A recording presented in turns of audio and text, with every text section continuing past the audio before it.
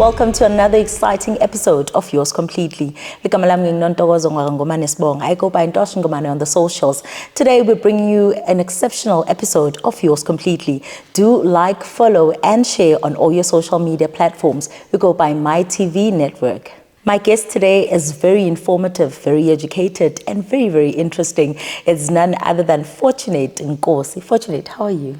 I'm good. How are you? I'm very well and excited at the same time to have you on our show. Maybe it's the colors that we are wearing. The combos are communicating today. Thank you so much for coming through and honoring our invite and allowing us today to call you and tap into your own personal space. Thank you. Thank you. I'm glad to be here and thank you for inviting me. Well, I know who you are, but they don't. Just give us a glimpse of who Fortunate Nkosi is. Okay, so there's many ways, that I describe myself. Okay. But I always choose to, describe myself as a rebel queen warrior. Solely because I look at my life where I am and I know for a fact that I could not have been where I am if I was not a rebel queen warrior. So I'm a mother of 7 beautiful children, 5 girls and 2 boys. I'm married, happily married, I must say. Happily married. I'm married and I'm a child of God, born again Christian. I've been walking with God since the age of 16. I think that's as far as I can remember. I serve God with all my heart. Everything I do, it's just for the service of God. And I'm a businesswoman and I'm a mother, not only to my biological kids, but to a lot of kids and across the country. So that's pretty much, a way to describe myself. Wow, that's a mouthful. But one thing that stood out for me while you were describing yourself was that you're a child of God. Now, growing up, how has your upbringing been? You mentioned that you, as far as you can remember, you were 16 when you... Okay. I come from a Christian family because I do remember the days where I used to go to Sunday school. I attended Sunday school religiously because Mawami was serving in the church, my grandmother was serving in the church, and also my grandfather, from my father's side, Begamfundisi. My grandmother from my father's side was Mamfundisi. So it's something lokula vele. That's the only life I know, So I think growing up, that's how my faith in God, got built up because Nkule esondweni and Nkule with teachings, of the Bible. I was raised with strong and solid biblical principles, which I believe because of those teachings, that I got from my parents. So I went to Sunday school. I went to the program, my teenagers that we go through at church. Yeah, where they take you to class and then you graduate back for uniform. And after that, I went to tertiary. So I never lost, my way with church. Church. Although, growing up, usa understand what is it called? What is it called? What is it all about? But I think now that I'm older and I look back, Nkulunkulu helped me at a young age to understand who he was in my life. And now that I look back again, I understand that if it had not been for God, in my life, I would not have made it this far.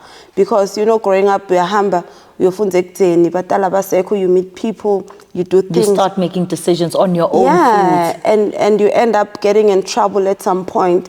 But I see the hand of God as far back as 16 years old in my life. God has carried you. Always. So I think the principles that were instilled and the values that were instilled in me by my parents and by my sister as well, because it was my sister who led me to Christ. Imagine having a sister. Was it your elder sister? My elder sister and my only sister.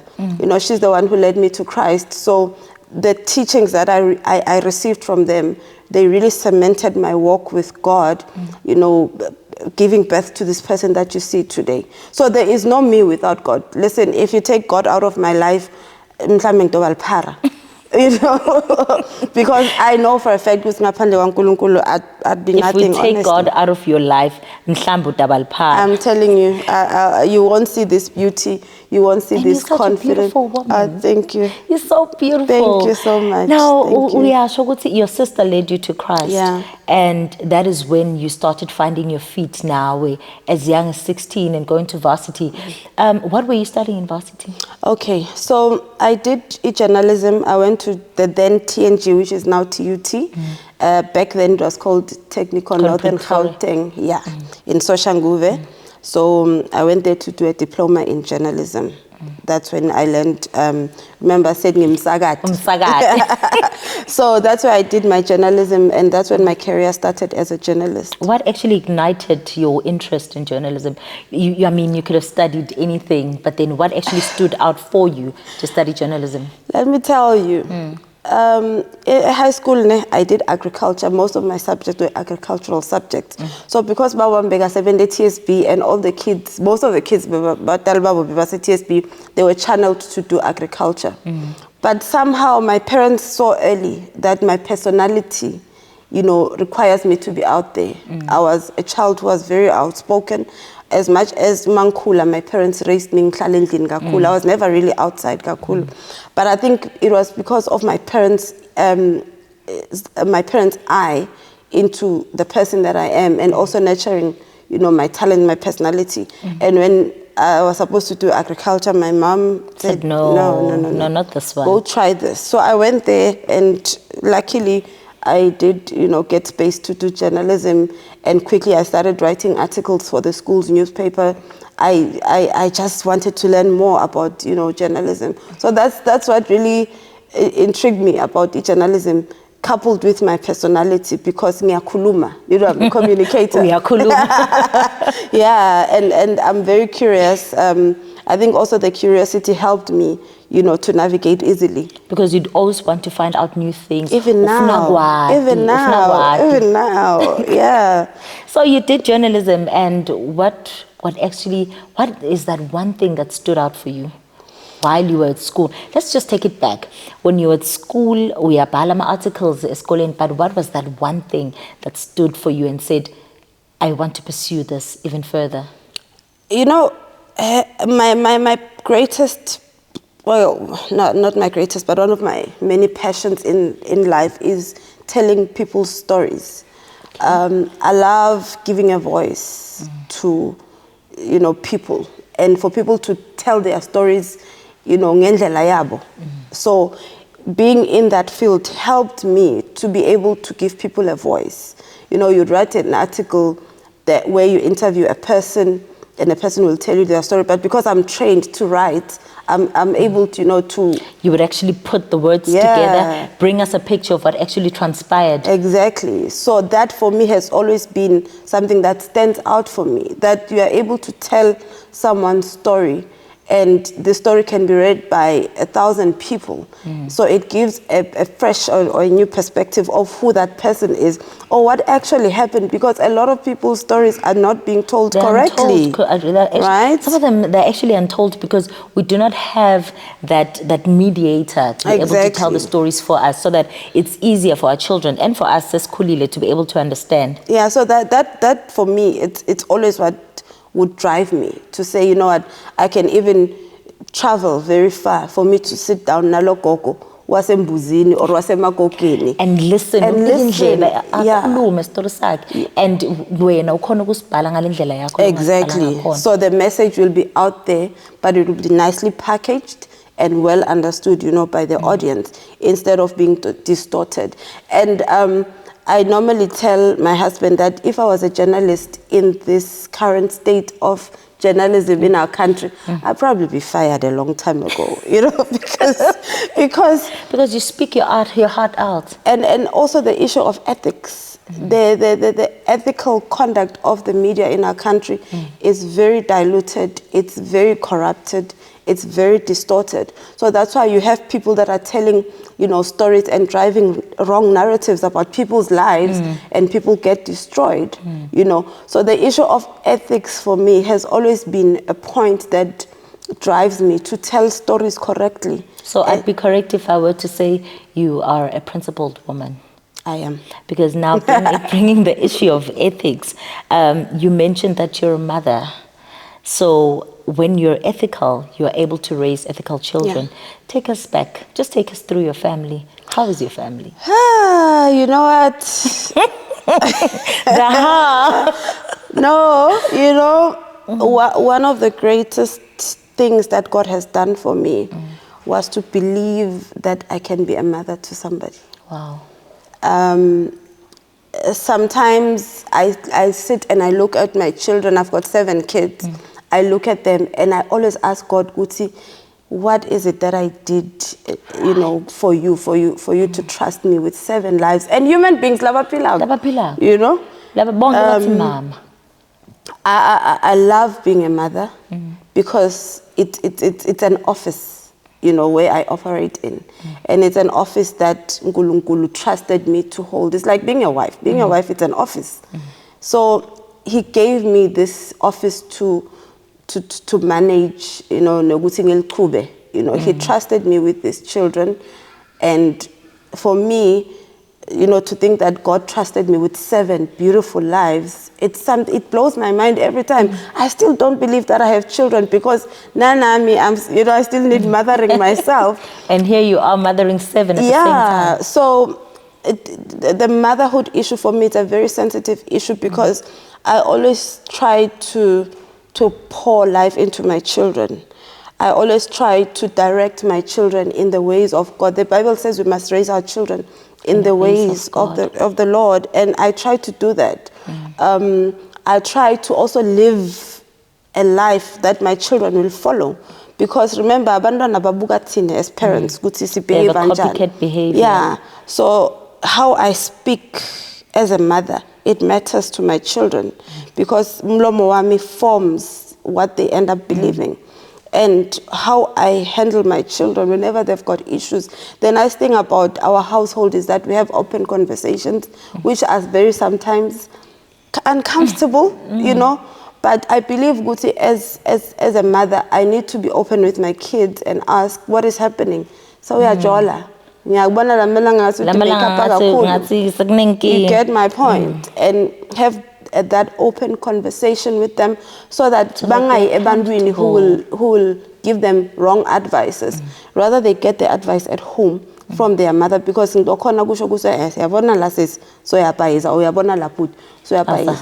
motherhood is more than just giving birth to kids, right? And 4 of my children are not my biological kids. When I got married to my husband, he had 4 children. I was very young. I still say they must go and lobola me again, Hlabangane, you know. But he had 4 children. And when we got together, we sat down with our kids and we told them that, you know, Mama and Papa, they are married now, ne? And lomshado wam na Papa. You know, so Nina, you are a product of our marriage, and children are a product of our marriages. They don't really make the marriage. They are a product, because they are a product of the marriage. So we made them understand, Guti, if because of them, we're not going to choose them against each other. You're going to choose yourselves, right? So we had those conversations with them to say, look, this is the new setup of our family. Obviously, there was a background of which we had to make them understand why we are like this. And, you know, God being faithful and God being a faithful father helped us to raise these kids and co-parent, you know, with the other parent. And bakulile, you know, 3 of them are in university. 1 is in matric this year. We've got a grade 8, a grade 7, and a grade 4. And we raised them to know that Bandwana bet boy 7. So when you see my children, you won't tell which one is not mine, which one is... You get my point? Because that's the belief. How did you win on that one? How were you able? Because we know for a fact that in blended families, kuba nama quarrels here and there, Of where course. one would scratch your back and the other one would scratch your face, and then it's a whole relay that happens there. But how did you get it right? Was it conversation? Was it because I know that God has anchored you, but besides God, how do you manage to bring your household under one umbrella to say bantwana bam thina siphila so like I? Okay, I think, like you're saying, ukuthi ngaphandle kwaNkulunkulu first. I think for me, it was the men that I'm married to. If the father does not play a role, in the take-off of a blended family, it's going to be rocky all the way. And remember, it's 4 girls that I inherited. Mandombatana funa babuabo. And what I understood early in our marriage was that I'm not there to compete nalabantwana. I am there to love them. I am there to make sure they grow without feeling like babuabo ageko, right? And I made sure that, sometimes we try to overcompensate as parents. Yes. I take them. I never did. I don't take them to malls. I didn't do that. All I did was tell them, guys, I don't have money. I don't have this. I don't have that. The only thing that I can give you freely and for the rest of my life is love. And children respond to love. I was not there to compete with them. That's why I find it difficult to understand women who get married to men that have children and then they want the father. They don't want the kids. I once read a paragraph that was written by Jada Pinkett. She said, when I got in a relationship with Will, I knew that Will had children. And me knowing that Will had children meant that the children were part of the package. Of course. And if I had to now have my marriage work, I had to respect the person who's one of the most important people in the children's life, and that's their mother. Exactly. And I think you, when we're conversing, I'm picking that up, that you were not there to compete with anyone, but you were there to build a family. And that is why these children responded so positively towards you. And now some of them, as you mentioned, they're in varsity. It is because you were grounded. It's the ethics. It's the ethics, love. It's the ethics. And also that I did not want to deprive, it's girl children, right? I did not want to deprive them access to their father. Mbabuabo. I always say, just because I don't have a father, it doesn't mean I must give them because access. of me, Nyalula. And sometimes I look at my husband. He's got a very good relationship with all his children. He had 4, I had 1, and then we gave birth to 2 between ourselves. So I always watch my husband when he's with his kids, and there is nothing more fulfilling than seeing him present. Being there for his children. And even when they ask for something, it's their father. They have the right to go to their father and say, Papa, ngicela imali airtime, Papa, ngicela imali pizza. I cannot now take offense that labantwana bacela. You get my point? Because it's their father. Now, when I block the children from accessing their father, then what I'm saying is go to boyfriends, go to wherever and ask for money. And that's why we lose it as women. That when we get married to these guys that have kids, then we want the father and we don't want the kid, the children, which is very wrong. Asabafuni bona labantwana in the household. So it was rocky in the beginning. Obviously, bancane bantwana, they're still trying to understand ukuthi now there's this change. Season 1. Yeah. But I think really going back to answering your question, the conversations that we had at home, and also being married to a grounded man who really I could not separate from his children.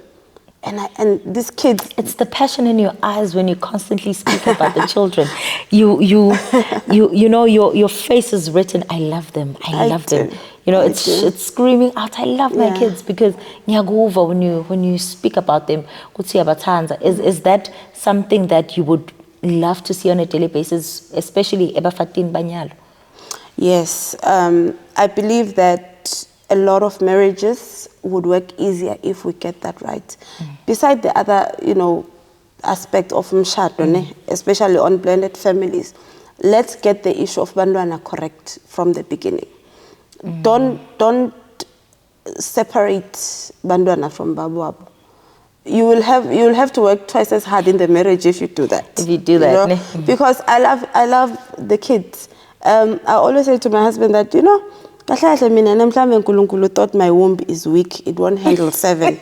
So he requested someone else to do it for me.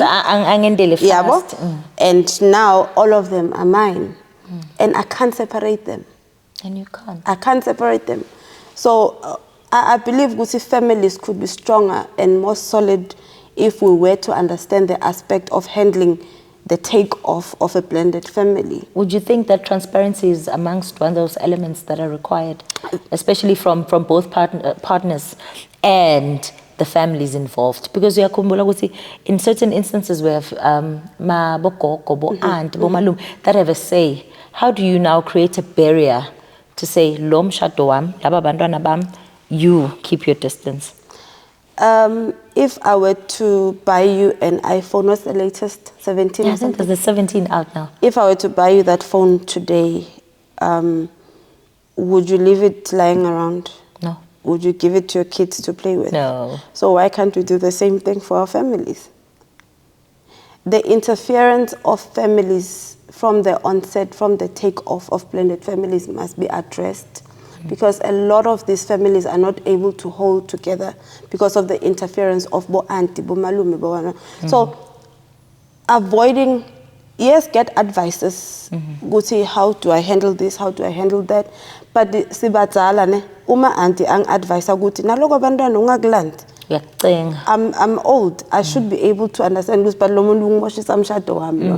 So the two people that are coming together and having their children coming together, because me and my husband are one. The Bible says so. Now we must do these things as one. True. We need to be honest with each other. We need to be honest with the challenges that, you know, we will face, possibly face with Labantwana. You can't be taken by surprise. 2-3 years in Shatile and then say and then you expect me to be right. You get my point? Oh no, yeah. So I believe that as a couple, try to have as less interference and try to switch off the volume of the external voices that are coming from relatives, because I think people that are trying to build a marriage, yes, they are a support structure, but you need to be able to say to your husband or your wife, no, this is about me and you and our children. And protect your children. True. You know, I'm going to say something very controversial. I know I might not be liked after it, but I'm going to say it anyway.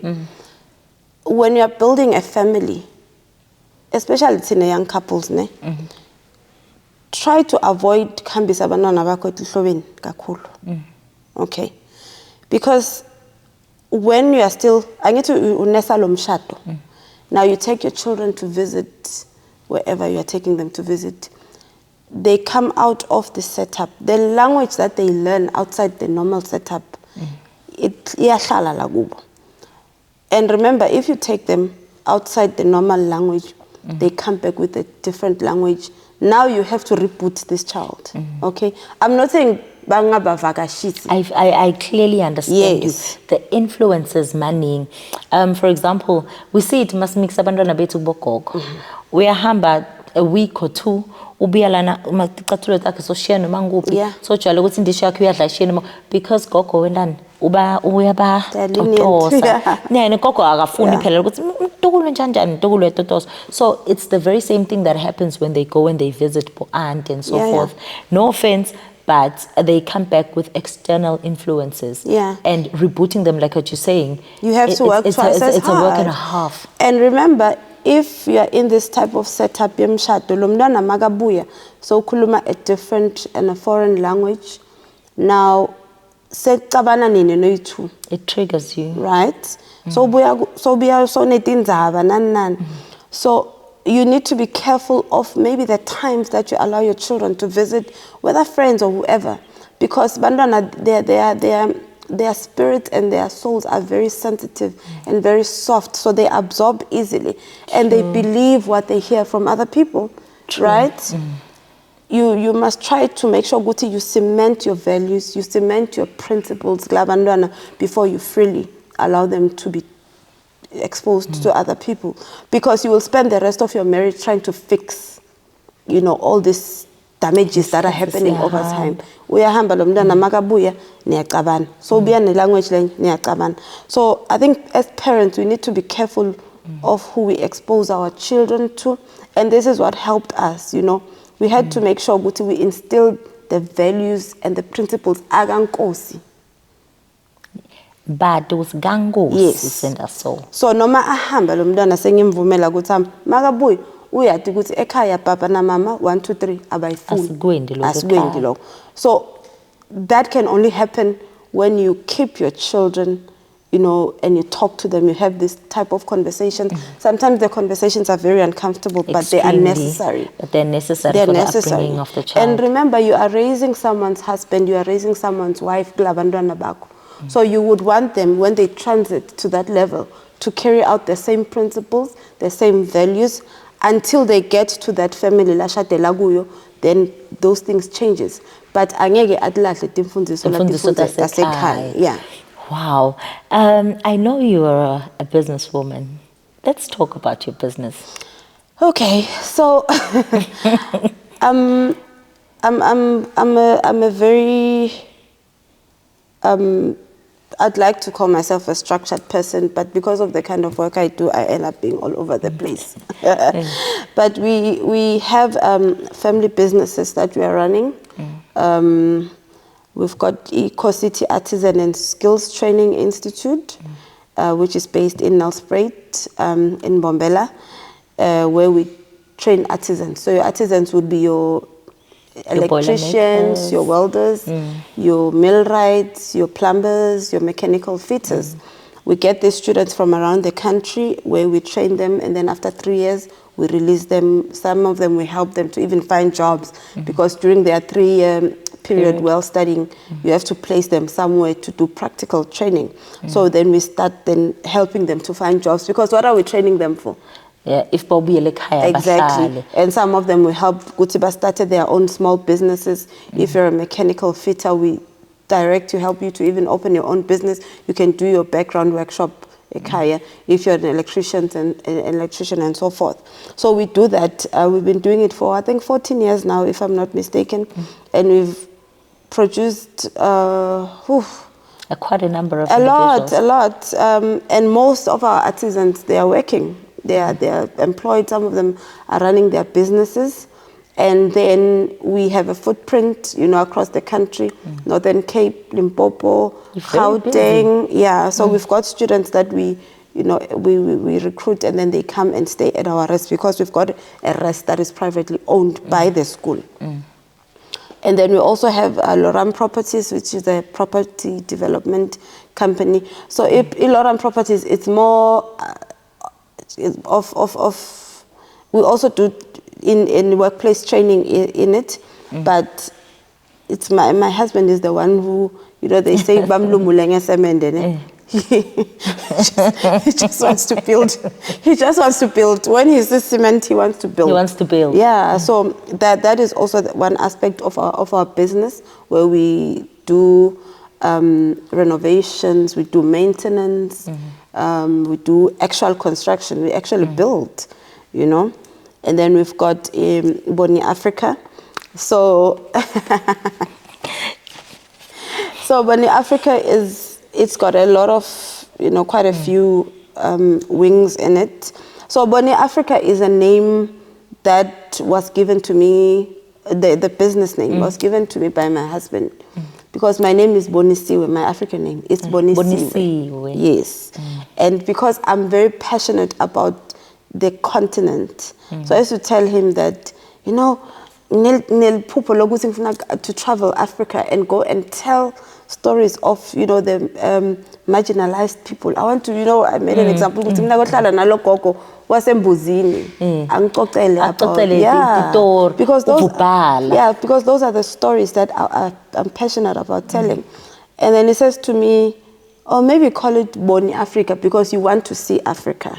So that's how the name Boni Africa came about, right? So, so Boni Africa then has an NPC where we do, we've got programs, we've got the Young Women's Assembly, which we host once a year. We've got the Young Men's Assembly, which we host once a year. And then we've got First Things First. So First Things First is where I take learners that have just matriculated, that are transiting into tertiary level, and then I start mentorship with them. So at the moment, I've got, I think, about 11 of them that are already working. So I walk the 3-year journey or 4-year journey with them from when they were still in matric until baze basebenza. Yeah, so I coined it First Things First because I'm saying to them, you need to prioritize what is important. Maufike tertiary, you'll be confronted with a lot of things, but first things first, what are you here for? You are here to study. So luckily, we'll be hosting our first reunion in December with them. I've got lawyers, I've got pharmacists, teachers, one did political science. So it's a good initiative, which I'm seeing the fruit of it now. And then I've got Solical Care, which I think we'll touch on it later before we close. So we've got these 4 programs that we are running within the NPO itself. And then we've got Boni Africa Mentorship Academy, which is a mentorship academy.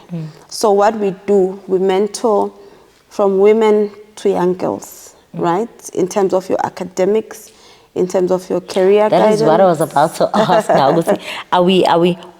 What is your area of expertise? Is it solemnly girls, or do we involve the boy child as well? Initially, I was more focused on mentoring girls, right? Because I've got 5 girls. You'd imagine I wanted, you know, but then I realized one day, okay, now I'm mentoring my daughters, and one day they will marry broken men, right? And then so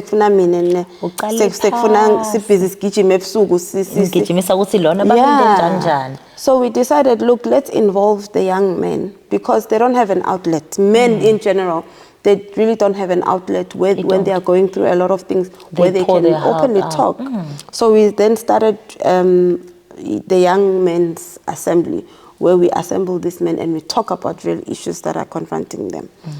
Very painful. I think we need to do more for young men. When it comes to the boy child. We need to do more, because remember, with the ego and pride, it's not easy for them to open up. Yeah, but the ones that we've mentored, because my husband is actively involved in the mentorship of young boys, he would talk to them about his own life. He would talk to them about how he came out of their life. And you get stories. You see, it's easy for a person to relate when they know that you've been there. Yes. So that's what happens with the mentorship for the boy child. They're able to open up to say, look, these are the areas in life where I'm struggling. How do I come out? How do I get help? Do you go to schools to get those children, or do they come straight directly to your doorstep? Not yet. We're going to start going to schools in 2026, but we've been mentoring our own students and then other young men that, you know, are outside of our institution. So we're going to start doing schools, we're going to start doing churches, we're going to start doing, you know, these civil organizations where you find, so in the society. The society. Yeah. We have a taller lap. Yeah. Mr. Ntozh would always say, oh, man, like the society in but I believe, Guti, men also need attention. What's the criteria? How do you get these children in your academy? Because I know you mentioned that you're training young artisans, but how do you get them in? How do you get these young girls in to say, I want to mentor you? Out of the 11 girls that you currently have, how did you get them in? Okay, with the young girls that I mentored, I approached the mothers to say, look, I have this program and I know your child is going to varsity. So would you be interested for me to mentor your child? And then a friend will talk to a friend, a friend will talk to a friend, and then they would agree to say, okay. So what they do, they literally like hand over their children to you. Wow. To say, we trust you with our child. And we know, Guti, you will do well with our child, okay? And then sometimes I use my social media to just put up the word out there to say, this is what I'm doing. If you're interested, please contact me. And I do the mentorship myself because I believe that people's lives must be protected. Now, if there's interventions maybe on someone's case, then I would then request a psychology professional help to say, no, this is beyond, my jurisdiction. Let me get help. If it needs the actual family to intervene, then the intervention then we get in touch through with the family to say, look, there's an issue, so can you please come maybe we talk about it. So we try all aspects of interventions to make sure to this person that we produce at the end of the day. This person, yes. So with our students, when we start, we take them through a whole week of mentorship. Obviously, the mentorship continues throughout the duration of their studies, but we take them through a program where we actually make them to understand where they come from. We did this year what we called a social mapping exercise, where I said, laba buye eMatsulu, abahlale bodwana. Laba buye eNgodini, abahlale bodwana. Then discuss what are the issues that are confronting you in your area. And most of them were shocked to say, are these the things that are happening around us? Because this one will say, this one will say, this one will say, this and this. And I said, then Nina, because now you are sort of outside the area, how would you go back to correct these things so that the ones that are coming behind you are not affected? So and they're getting on with the program. They get on with the program. So we advertise. Sometimes we get approached by people to say, look, can you please assist me? I'm stuck. I don't know what to do with my life.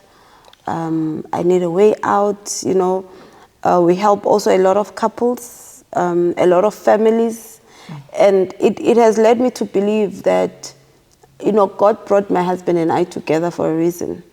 To empower other people. Because when you look at our lives and our history and overcoming, all those obstacles, I believe it was God saying, I need to use you to help other people through your life, When you mentioned, when you look at our lives and our history and how we've overcome that, what is that one thing that stands out for you when you're looking back in your life and thinking, wow, fortunate? Like I mentioned earlier, that all my life I've seen the hand of God.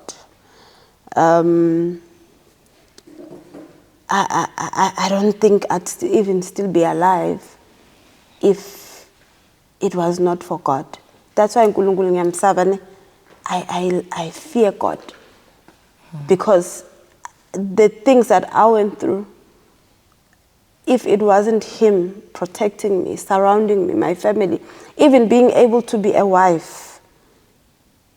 Look, mshadone, it's a day-to-day thing. There's no formula. It's like there's no formula. So every time I look at where I come from, both my parents are late now, right? Both my husband's parents are late. And we always look back to say, but how did we get here? Even the challenges that we went through, how did it come out?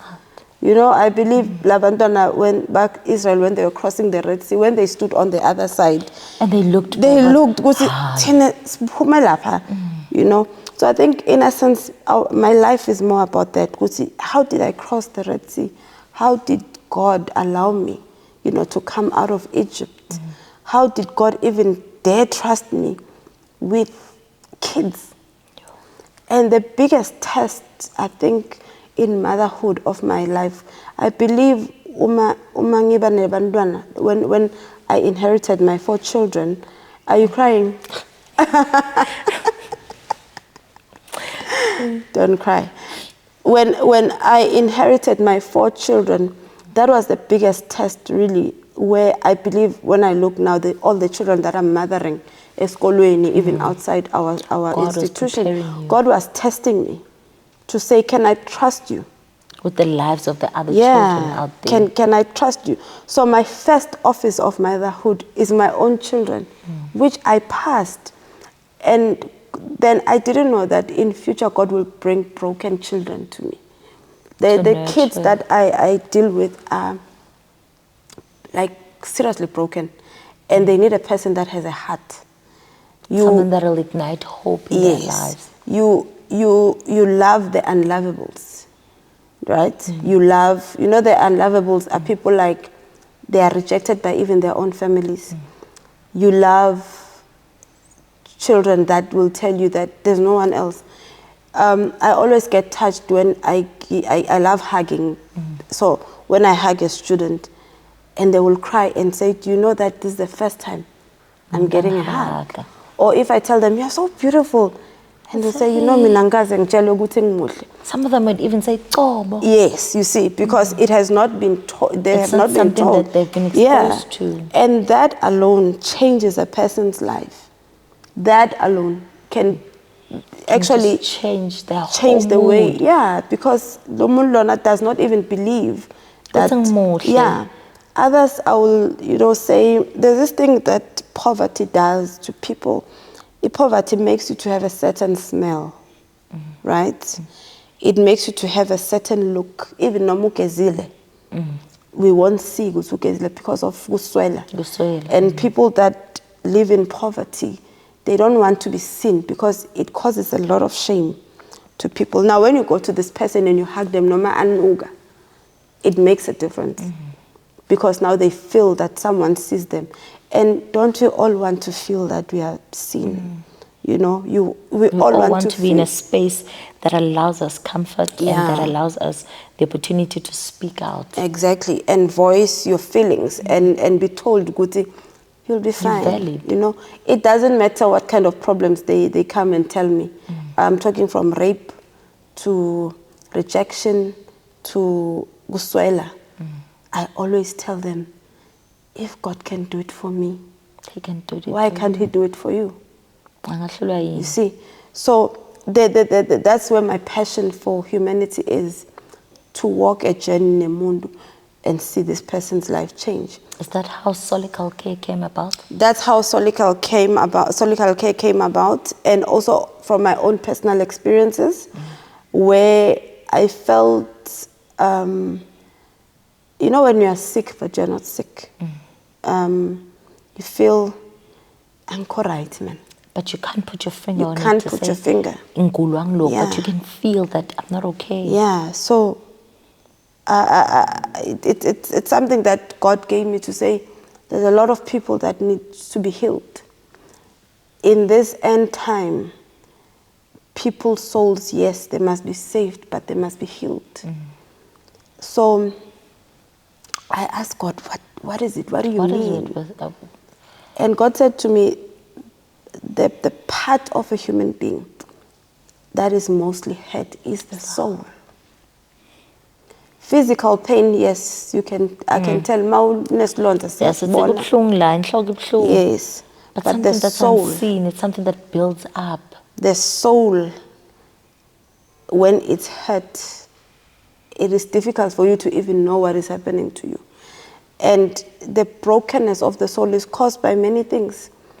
A lot of things that we go through as human beings, even in relationships, in families, they contribute to the brokenness of our souls. You go have a pain, but you can't. Yeah, because your soul is so broken to a point where now the pain becomes physical.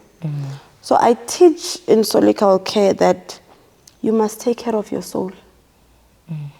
Why, when we bury a person, singati, may your body rest in peace? That's may your soul. Why do we say may your soul rest in peace? Because that's how delicate the soul is. Yes, and it means that the soul is a highly contested thing in the spirit. When you die, your soul, so your soul must die saved. True. The enemy wants your soul, and God wants your soul. So I teach in Solical Care, Guti, funa upole, but Pola is not overnight. Pola is a process. It's a process. But for you to Pola, you need to identify the things that fragmented your soul, that broke your soul. And so the things that trigger as and well. the things that trigger. The nice thing about Solikalke is that we teach you to confront yourself. Call a press conference with your eyes, with your ears, with your mouth, with your tongue, with your liver, with all your body organs, and sit down and have a conference with them and say, what is wrong with us? Talk to yourself. Most of the time we don't want to confront our issues. We don't want to even confront ourselves. Nanawe uze utisabe. You end up saying, you yeah, numb certain areas of your life because you do not want to feel. You don't want to feel. But I teach you that, no. It's okay to It's feel. okay to feel. Don't build a wall, a barrier around you so that ungafuni bantu bakuthunuke. Sometimes in life, uphola ngokuthi sisithathe lesilonda. Sisivule, sisibone ukuthi sideep ngakanani. Yeah. Sikhona ukusithunga sisivale. Sikhona sisithunge, sisifake whatever we need to put, sisivale. So I teach them that you cannot heal if you want to worship your pain. You can't. You can't build an altar. I always confront people that if I'm in a conversation with someone, I say, Yeah. you are taking ownership of something that you should be giving to God. When every time maslangana nawe, Ngencenga, kunasilale wena it's kuthi never- wena ulinyatwe ngantu wagogo. Some years ago. Have you angathi ukuthi ngimi kuphela lo hlangane nalabantu bathi sikhaphe wena la emhlabeni. No. And that's a very wrong narrative because that also kills confidence, esteem yomuntu at the end of the day. So you also deal with such issues. Yeah, because you are not here to clap for people. I was speaking at an event on Saturday and I told them that all of us on earth were given a mandate. Yes, be fruitful, multiply, fill the earth, subdue it and have dominion looks and sounds the same to everybody. But it's not the same. Not the same for everyone. If I'm in the education space, God expects me to be fruitful and multiply there. In that area. In that area. So I'm not here to clap for people. And everything that I do daily in my life, I am doing it for the glory of God. I'm serving God with my talent. So I had to identify my talent and my skills earlier for me to be able to serve the kingdom of God. What you are doing now, telling people stories, you are serving God because someone will be touched by what they hear on this show. So we need to be able now to tap into our talents, to tap into our passions, and know that we are serving God. Ultimately, all of us must serve God with what He gave us to. So with Solical Care, you are able to come out, of the shell. We are not saying the shell is not there, but you learn to live knowing what the shell is there. It's there, but it's fine. But it's okay. I can't do anything about it. So it has helped me personally also to live a very joyous life. I'm a very happy child. I've got a barrage of problems in my life, just like any other human being. But when I think of my soul, I say my soul must be cared for. My soul must be prosperous. The Bible teaches us that our souls must prosper. So when my soul prospers, it does not mean that I have everything figured out, but I'm able to sit in the fire and not get burnt because I know whom you are. You get my point? So with Solical Care, we help you then to detonate the bomb that is in your head that now threatens your children. When ungakwata sekufuna la endlini vele singajabule la endlini ngabe mnandi yabo makunganamali la endlini vele. You get my point? So Solical Care will teach you because even if there's nothing in the house, you are okay. Ukhona umuntu lo athenda umngcwabo wakhe bathi somngcwaba benganamali. Good. There's no person. Bathi lo ubulewe ukuthi akanamali. Go obituary yakhe kubhaliwe ukuthi he died after a short illness yokungabi nemali. Good. So we'll teach you those things because the circumstances in life, as long as you're a human being, you will come across such things. You'll come across hurts and pain. But learn to understand who God is in your life and how much He wants your soul to prosper. And your soul must prosper because God wants your soul to prosper, you see. So we tap into those things. And after, opening the wound, then we dress it nicely. The scar doesn't go away. It stays there. But it's there to remind you that you have won. The scar doesn't go there, but it's there to remind you that you have won. Such a beautiful conversation I had with you. In closing, what would you like to say to those young women and young men who are watching us today? I think at this time, the times that we live in, I think everyone can see that, the wind is blowing in a different direction. And how we live our lives, it cannot be business as usual. We need to go back to the foundation and the basics about why we are here on earth. I know there are people that are here on earth to make money, but then when they die, they leave the money with us and... yeah, but we need to go back to the foundations and understand why are we here. As a woman, why are you here? If umuhle, why did God make you beautiful? If God allows you to have certain things in life, certain resources, why is God giving you those things? So there must always be the why factor in your life as you live, and live a life of purpose. You cannot just exist. You cannot just sit around people that don't add value in your life. You cannot just be around women that every time in Kulmange Bandunin.